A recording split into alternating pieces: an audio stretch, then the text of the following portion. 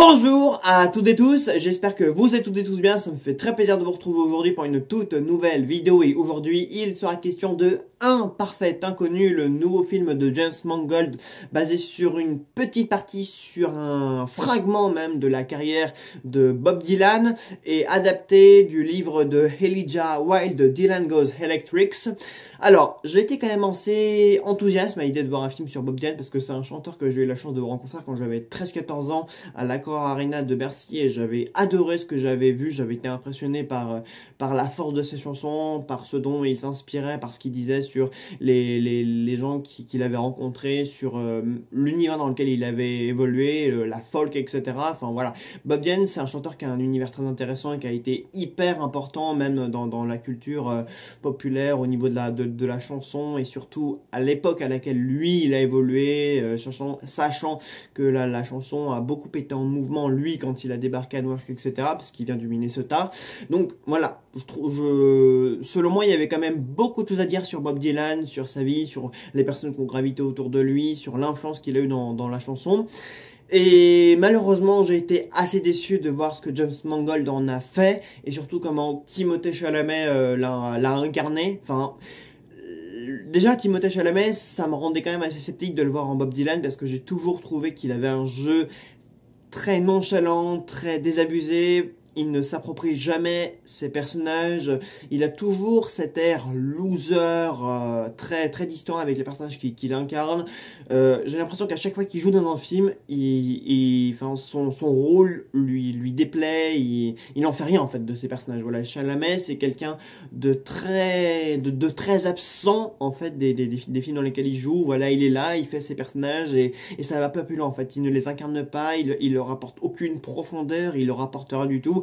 Et avec Bob Dylan, c'est exactement ça en fait. C'est le même acteur dans chacun de ses films, à part peut-être dans Bon Cas où là il essayait d'être un peu plus heureux, d'être un peu plus exalté, d'être un peu plus en joie, d'apporter un peu plus de dynamisme et d'ampleur au personnage. Parce qu'en même temps, Willy Wonka c'est peut-être le personnage le plus fun qu'il ait jamais incarné. Donc là, c'est peut-être ce qui explique qu'il avait une personnalité différente. Mais en général, que ce soit en Bob Dylan ou même dans les films de Greta Gerwig ou même dans Dune ou autre, il a toujours un air insolent, distant, absent, enfin bref, ses interprétations sont toujours très abstraites, très absentes, et en Bob Dylan, bah, c'est très insupportable de voir, enfin il y a rien, quoi, il n'y a pas d'incarnation propre et véritable, quoi, il ne s'approprie pas le personnage, c'est Timothée Chalamet qui joue Bob Dylan, et on voit l'acteur derrière l'accoutrement, parce qu'il ne suffit pas juste d'avoir le look de Bob Dylan, enfin ni le look du chanteur pour savoir l'incarner, il faut lui donner de la profondeur, il faut lui apporter quelque chose, Chalamet n'apporte rien. Et j'avoue que j'ai toujours eu du mal avec cet acteur pour cette raison. Ensuite, Un parfait inconnu, c'est un film très incomplet, je trouve, pour tout ce qu'il y avait à dire sur la vie de Bob Dylan. En gros, c'est le biopic qui nous dit que c'est le portrait classique donc du chanteur, donc du jeune talent qui débarque à New York sans le sou, avec juste de quoi travailler, et qui a la chance de rencontrer les bonnes personnes, qui décèlent en lui le talent qu'il a, et grâce à ces gens-là, bah, le talent en question, il va pouvoir s'exprimer sur scène ou dans divers endroits et faire reconnaître son talent et faire ressortir ça, et c'est ainsi du coup qu'il va pouvoir percer et se faire une place dans le milieu de la chanson. En gros, Un parfait inconnu, c'est un film qui nous dit débarquez en ville avec votre talent, avec ce que vous avez en main, et faites les bonnes rencontres et tout se passera bien pour vous.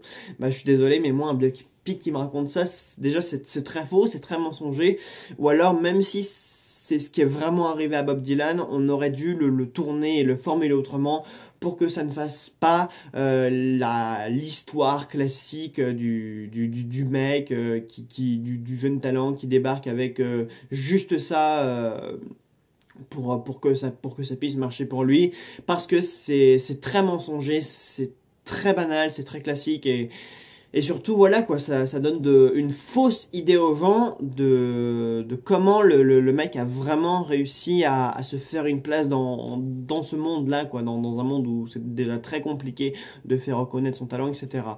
Ensuite, je trouve que le film, en fait, ce n'est qu'un banal enchaînement de Timothée Chalamet qui chante des chansons en Bob Dylan. Déjà, comme je vous le disais, je trouve qu'il n'y a pas la moindre incarnation de Chalamet en Bob Dylan. Voilà, c'est très plat, c'est très abstrait, c'est très absent comme prestation. Et ensuite, voilà, on passe le film, c'est juste un enchaînement de chansons les unes après les autres. Voilà, successivement, on le voit écrire, puis on le voit chanter, puis on le voit rencontrer des gens.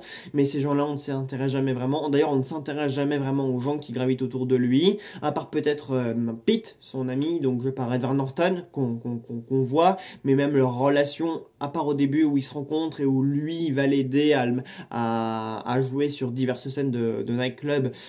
On s'intéresse jamais vraiment au personnage qu'il va rencontrer. Voilà, il y a sa collègue Johan, qu'on voit, voilà, avec qui il a une histoire, enfin une brève histoire, mais ça prend fin et les deux vont se retrouver à de multiples moments au cours du film.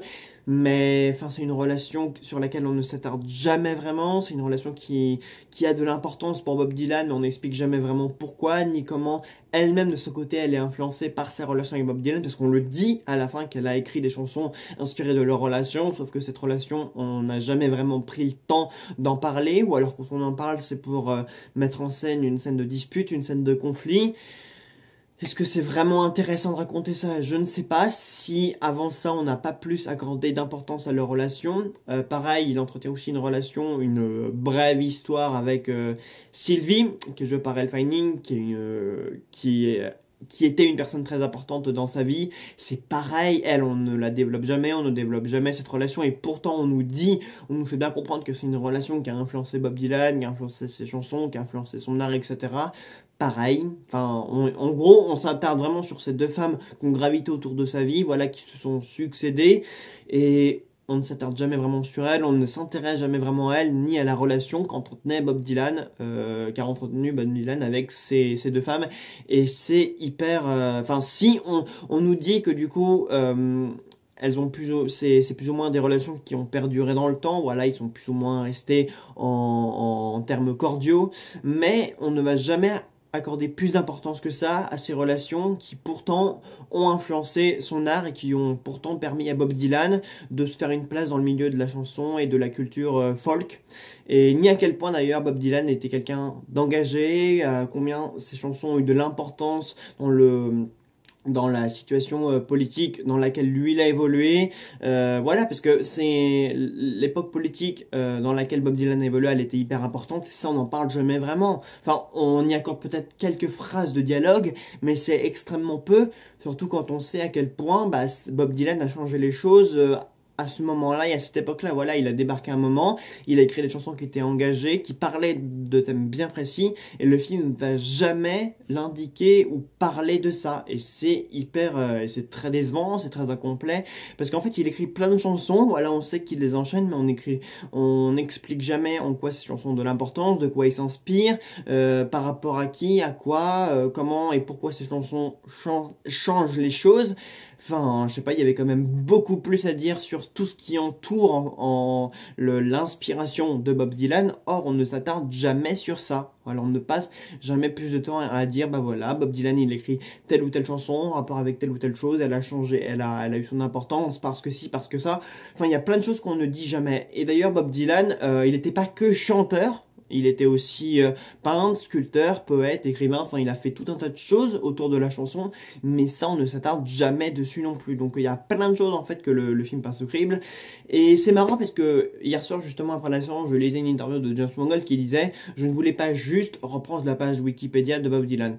Sauf que ce n'est pas ce qu'on demande en fait d'un metteur en scène qui veut faire un film sur la vie de quelqu'un. Le but d'un biopic ou du moins d'un film qui est basé sur la vie de quelqu'un, c'est de prendre un segment de la vie d'un artiste, chanteur, peintre ou autre, et d'expliquer pourquoi cette période-là en particulier, qu'est-ce qu'il a changé dans son art, dans quelle manière il a évolué, qui il est, quelle personnalité il a, et pourquoi cette personnalité-là en particulier a révolutionné les choses, etc. Parce que Bob Dylan, c'était quand même une sacrée personnalité. Et or là, en fait, Un Parfait Inconnu se concentre juste sur l'homme, sur le chanteur, et c'est tout. L'homme, on ne s'y intéresse absolument pas. On nous dit juste que c'était un sale con, un mec assez méprisant, qui accordait peu d'importance aux autres, qui était assez égoïste. Mais à part retranscrire un minimum sa personnalité pour qu'on puisse comprendre que c'est un homme énigmatique et mystérieux, d'où le nom, sûrement un parfait inconnu, on n'apprend rien sur l'homme et à peine sur le chanteur et sur comment il a évolué en fait. Disons que ça passe juste du parfait inconnu à un chanteur, à un artiste qui va percer parce qu'il a du talent. Le film nous dit juste ça. Sauf que c'est très insuffisant en fait comme manière donc de raconter les choses et surtout c'est assez mal raconté parce c'est juste un enchaînement en fait de lui qui passe de un parfait inconnu qui débarque à New York, rencontre les bonnes personnes, grâce à ces bonnes personnes il va réussir à évoluer et à se faire un nom et c'est tout. Sauf que à côté de ça, en fait, il y a un contexte, il y a des personnages, il y a une évolution, il y a une révolution, il y a quelque chose qui se passe, en fait, autour de Bob Dylan et dans sa vie à lui. Et ça, on n'en parle jamais vraiment parce qu'on est axé uniquement sur le chanteur et sur 2-3 personnes qui ont eu de l'importance dans sa vie, dans sa carrière à ce moment-là.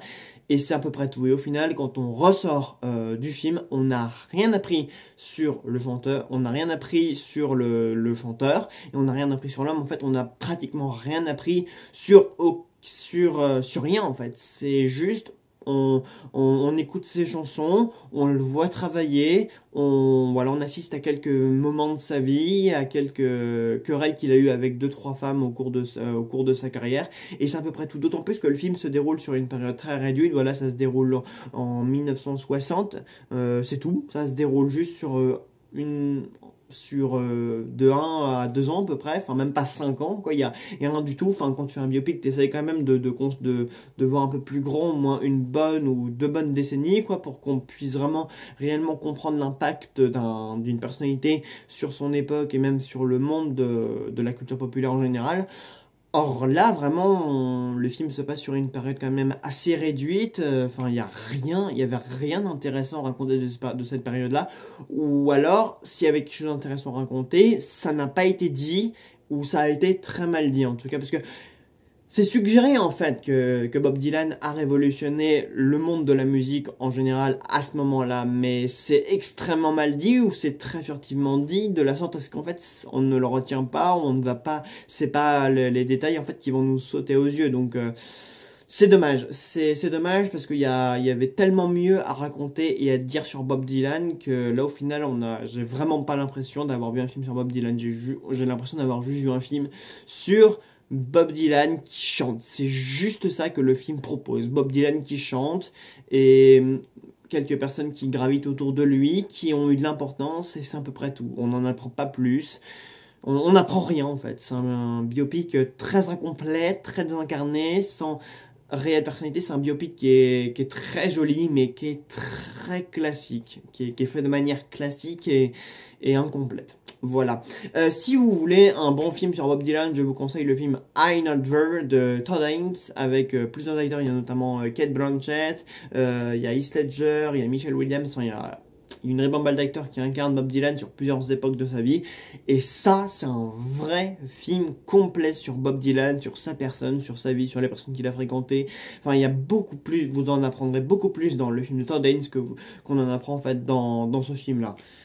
Donc voilà, I'm Not There, ce sera ma recommandation de cette vidéo. Donc vraiment, un parfait inconnu, je ne vous le recommande pas parce que c'est un film qui ne sert à rien. C'est un biopic inutile et très abstrait, où il n'y a pas d'incarnation, il n'y a pas d'âme, pas de personnalité. Enfin voilà, c'est très décevant de la part de James Mangold et du travail qui a été fait là-dessus. Voilà, bah écoutez, j'espère que la vidéo vous aura plu. Et puis on se retrouve très vite pour une nouvelle vidéo. Salut à tous.